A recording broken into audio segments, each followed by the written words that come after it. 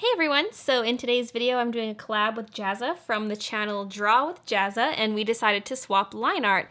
I requested that he draw some kind of queen or royalty figure, and he requested that I draw a superhero with all kinds of tech, sunglasses, and an edgy haircut. So this is what I came up with. I think it's a really fun picture. I like his little attitude and sipping the drink and hand on the hip with his booty showing, so I thought that was kind of silly. So this was the sketch that I did. Here's the final inks, and I sent that off to him, and here's a little sneak peek of him coloring it, so you should definitely go check it out, and I'll talk a bit more about his channel in just a couple minutes here. Then here's the line art that he drew for me to color in, and this is so stunning. I squealed in delight when I saw this because I knew I was gonna have a blast coloring it. It's so well done. He's so talented, and I love the character's design so much. So, oh, I am so excited to color this in. So just to tell you a little bit more about Jazza's channel, he has all kinds of art videos, and it's not just illustration, but also animation. So if you are looking to learn how to animate, his channel is the place to go for animation tutorials. And in terms of illustrations, he does everything from speed paints to challenges, reviews. He even does a challenge of the month that everyone gets to participate in, where there's a theme and you can submit your art.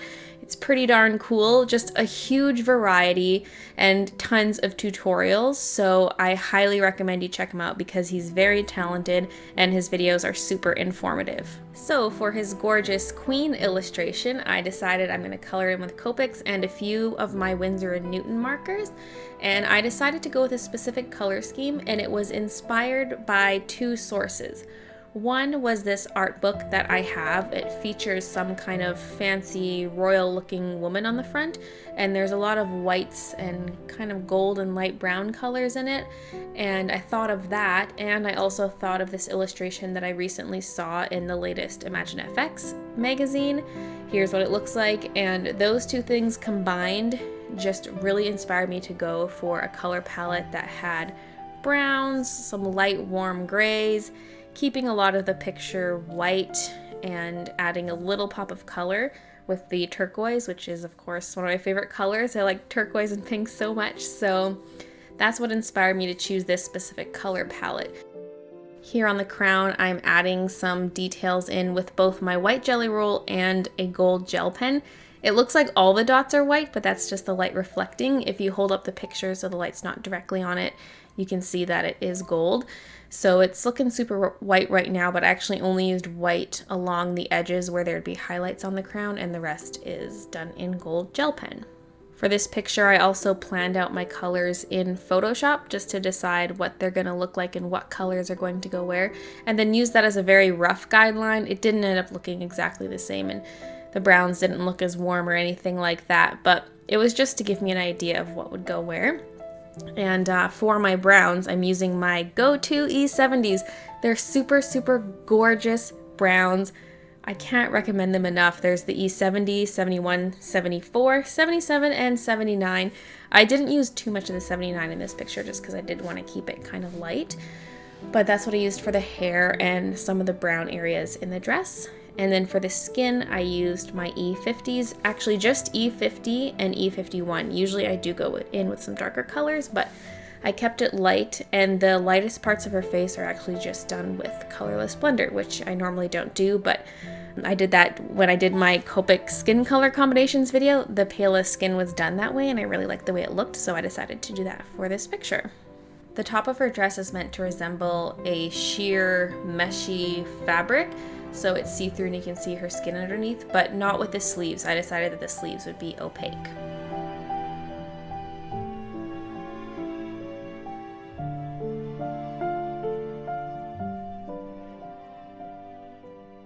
For the dress, I wanted it to be white, but not quite white, so a lot of it is filled in with my warm grays. I used warm gray 0 and 1 primarily, and then a bit of warm gray 2 and 3 for shadows. I added a touch of light blue and light pink to many areas in the picture, just to make the colors a little more dynamic and not so flat. Just adds a level of interest, and it wasn't even intended to be part of a specific light source or anything. It was just meant to add more color.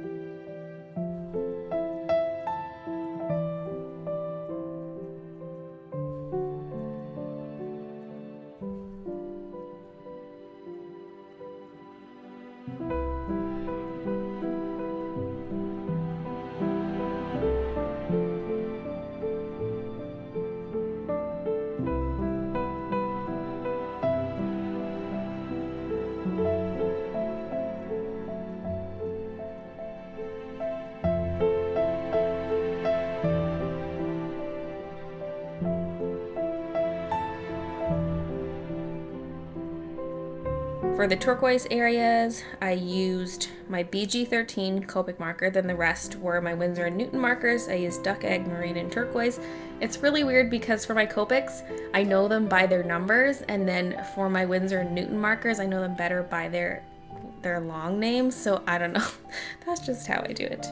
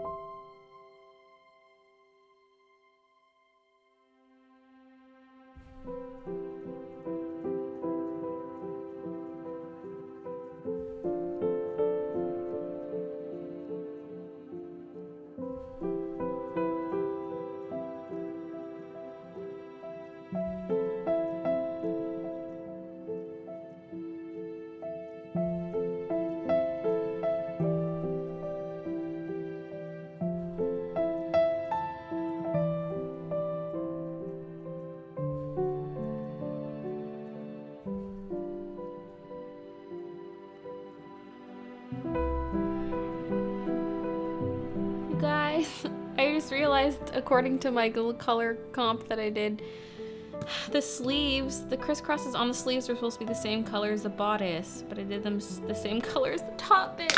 No! I'm gonna try to recover it a little bit, but it was a way to get more of this gold into the picture.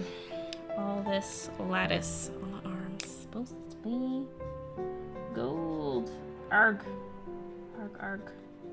Because of that screw up, it really makes it look like it has light highlights and dark shadows on that part of the arm when I didn't want it to have that dark of shadows, but that's okay. I guess that's what I get for screwing it up. And what I did was I took my colorless blender to try to lift some of that brown and then laid down some yellow, but if you see it up close, it does look really grainy and patchy because there's only so much you can do to lift the color. So it doesn't look that great, but at the same time, it's kind of a cool texture, so it's all right. It's not like it was a big disaster or anything.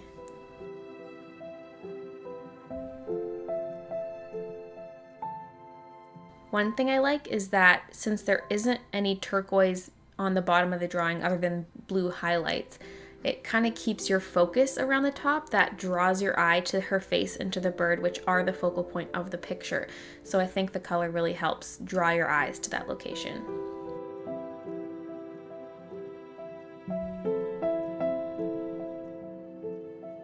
And there's a close-up of her crown and all the glittery detail on that.